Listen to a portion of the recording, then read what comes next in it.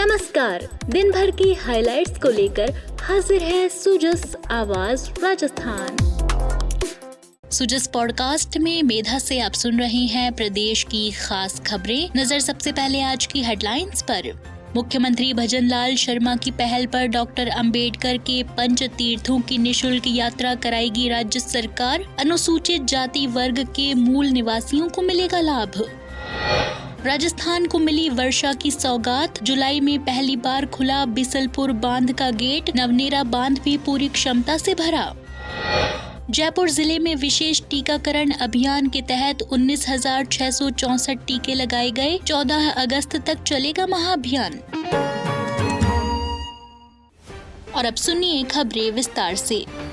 मुख्यमंत्री भजनलाल शर्मा की पहल पर राजस्थान सरकार ने बाबा साहब डॉक्टर भीमराव अंबेडकर से जुड़े 5 प्रमुख स्थलों महू, नागपुर, दिल्ली, अलीपुर, मुंबई, चैत्य भूमि और इंदु मील की निशुल्क यात्रा की योजना शुरू की है। ये योजना अनुसूचित जाति वर्ग के मूल निवासियों के लिए वरिष्ठ नागरिक तीर्थ यात्रा योजना की तर्ज पर संचालित होगी। इस यात्रा का उद्देश्य बाबा साहब के जीवन, संघर्ष, उनके विचारों और संविधान निर्माण में उनके योगदान से लोगों को प्रत्यक्ष रूप से जोड़ना है। राज्य सरकार यात्रियों के यात्रा, आवास और भोजन का पूरा खर्च वहन करेगी। यात्रा के लिए राजस्थान का मूल निवासी होना, अनुसूचित जाति वर्ग से संबंधित होना, आयकर दाता नहीं होना और जन आधार और चिकित्सकीय प्रमाण पत्र अनिवार्य होगा। आवेदन ऑनलाइन और ऑफलाइन दोनों माध्यमों से किए जा सकेंगे। यात्रियों का चयन जिला स्तरीय समिति द्वारा किया जाएगा। अधिक आवेदन आने पर लॉटरी या अन्य पारदर्शी प्रक्रिया से चयन होगा। चयन सूची सूचना पोर्टल और विभागीय वेबसाइट पर जारी की जाएगी। मुख्यमंत्री भजनलाल शर्मा ने कहा कि बाबा साहब का जीवन प्रेरणादायक है और ये योजना सामाजिक न्याय और समानता की भावना को सशक्त बनाएगी।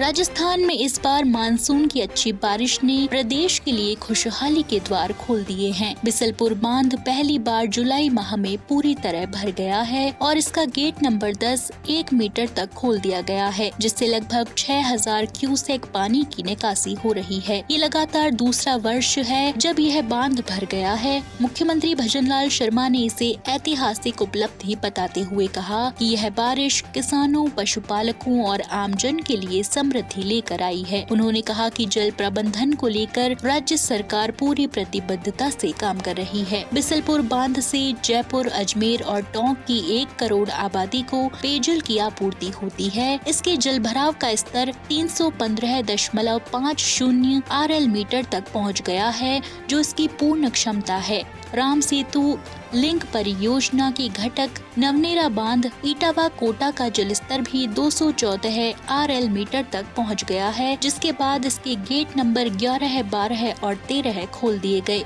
इससे 600 क्यूसेक पानी छोड़ा जा रहा है। इस जल निकासी से काली सिंध नदी क्षेत्र में भू जल स्तर बढ़ेगा, जिससे आसपास के गांवों को राहत मिलेगी। मुख्यमंत्री ने कहा कि राज्य सरकार राम जल सेतु लिंक परियोजना, यमुना जल समझौता, देवास परियोजना, इंदिरा गांधी नहर और गंग नहर के जरिए सभी वर्गों को जल आपूर्ति सुनिश्चित कर रही है। उन्होंने कहा कि अच्छी बारिश से अब निरंतर और व्यवस्थित जलापूर्ति संभव हो सकेगी।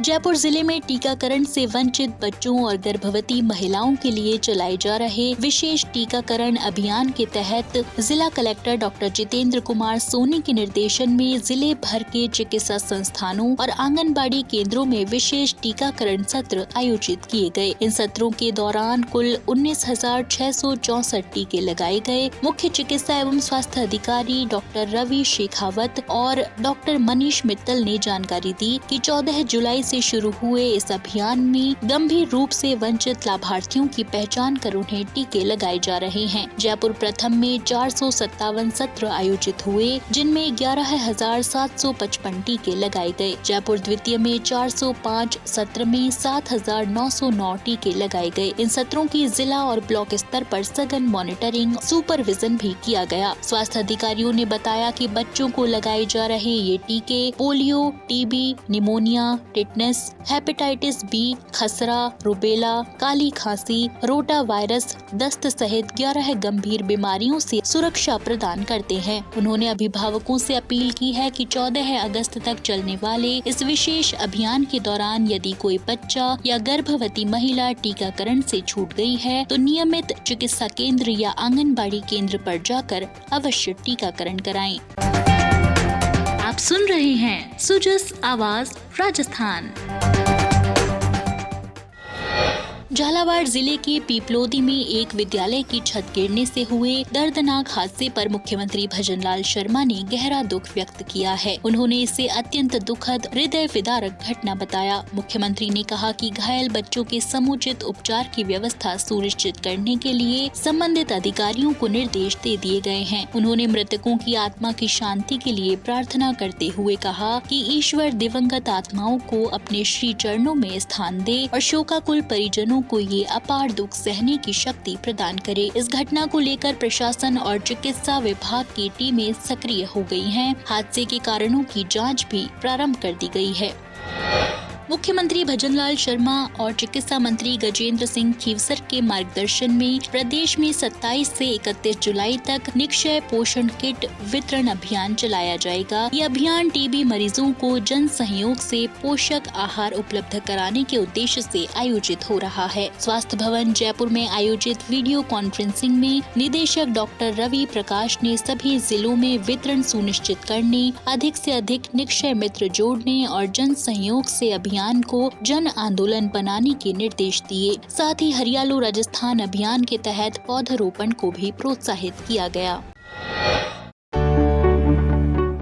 राजस्थान सरकार का प्रयास, सही जानकारी हो आपके पास। राजस्थान सरकार के समाचारों, महत्वपूर्ण निर्णयों और सभी योजनाओं की सटीक और सही जानकारी आपको मिलती है सुजस ई बुलेटिन, सुजस वीडियो बुलेटिन और सुजस आवाज पॉडकास्ट के साथ। इसके लिए फॉलो करें हमारे YouTube channel DIPR Rajasthan official, Facebook page और X handle DIPR Rajasthan. Rajasthan सरकार से जुड़ी दिन भर की खबरों के लिए आप सुजस ऐप भी डाउनलोड कर सकते हैं। राजस्थान फाउंडेशन ने BIP के सहयोग से नॉलेज सीरीज के तहत रिप्स 2024 पर विशेष वर्चुअल सत्र आयोजित किया। अमेरिका, UAE, ऑस्ट्रेलिया, जापान समेत कई देशों से प्रवासी निवेशकों ने भाग लिया। सत्र में निवेशकों को सब्सिडी, टैक्स छूट, सिंगल विंडो सिस्टम, स्टार्टअप और MSME के विशेष प्रावधानों की जानकारी दी गई। टेक्सटाइल, IT, रिन्यूएबल एनर्जी जैसे क्षेत्रों को प्राथमिकता दी गई। वहीं राज्य निवेश पोर्टल के जरिए 35 लाख करोड़ के MOU अब तक साइन किए जा चुके हैं। सत्र में निवेश प्रक्रिया, पात्रता और प्रोत्साहन पर निवेशकों के सवाल के स्पष्ट उत्तर दिए गए। वहीं अधिकारियों ने प्रवासी उद्यमशीलता को राज्य के विकास से जोड़ने की प्रतिबद्धता जताई।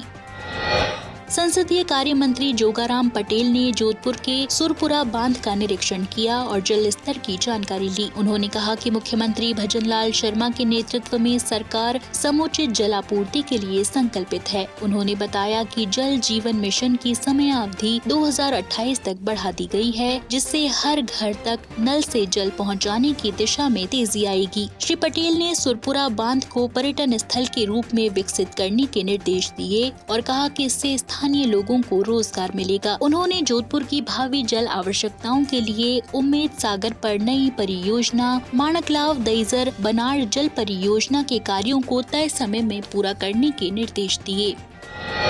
और चलते चलते बात राजस्थान की लोक कला और संस्कृति की। श्रावण मास की हरियाली संग जयपुर में 27 और 28 जुलाई को पर्यटन विभाग द्वारा भव्य तीज महोत्सव का आयोजन किया जाएगा। ये पर्व देवी पार्वती और भगवान शिव के पुनर्मिलन को समर्पित है, जिसे महिलाएं विशेष श्रद्धा के साथ मनाती हैं। रिपोलिया गेट से निकलने वाली पारंपरिक तीज माता की शोभा यात्रा इस आयोजन का मुख्य आकर्षण होगी। इस बार शोभा यात्रा में 250 लोक कला कलाकार, 4 हाथी, 12 घोड़े, 10 ऊंट, 2 विक्टोरिया बग्गियां और 24 पारंपरिक परिधानधारी प्रतिभागी भाग लेंगे। उप मुख्यमंत्री और पर्यटन मंत्री दिया कुमारी के निर्देश पर यह आयोजन पहले से अधिक भव्य रूप से होगा। महोत्सव का उद्देश्य न केवल धार्मिक आस्था को संजोना है, बल्कि राजस्थानी लोक संस्कृति और पर्यटन को भी बढ़ावा देना है।